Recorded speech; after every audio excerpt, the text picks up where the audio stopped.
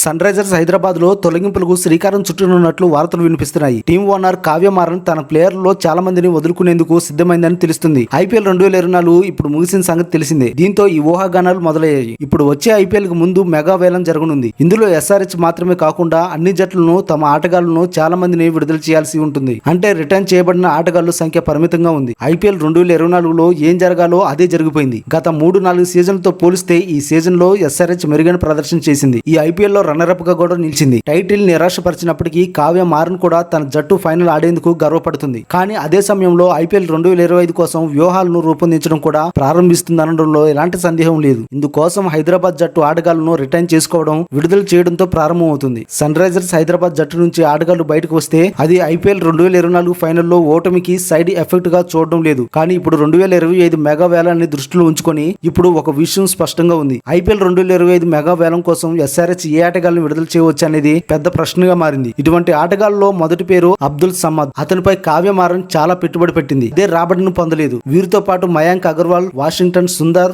జయదేవ్ ఉన్నద్ఘట్, అన్మోల్ ప్రీత్ సింగ్ వంటి ఆటగాళ్లను కూడా జట్టు విడుదల చేయవచ్చు. విదేశీ ఆటగాళ్లలో ప్యాట్ కమిన్స్ అవుట్ కావచ్చు. ఎందుకంటే తదుపరి ఫైనల్లో అతను ఆడటంపై అనుమానాలు ఉన్నాయి. ట్రావిస్ హెడ్ విషయంలోనూ అదే పరిస్థితి ఏర్పడుతుంది. ఇవి కాకుండా SRH mark Johnson, Glenn Phillips, Aidan Markram కూడా విడుదల చేయగలదు. అయితే రిటైన్ చేసే ఛాన్స్ మాత్రం ఎస్ఆర్హెచ్ ఐపీఎల్ 2025 కోసం అభిషేక్ శర్మ, భువనేశ్వర్ కుమార్, హెన్రిచ్ క్లాసన్ పేర్లు ఉండవచ్చు.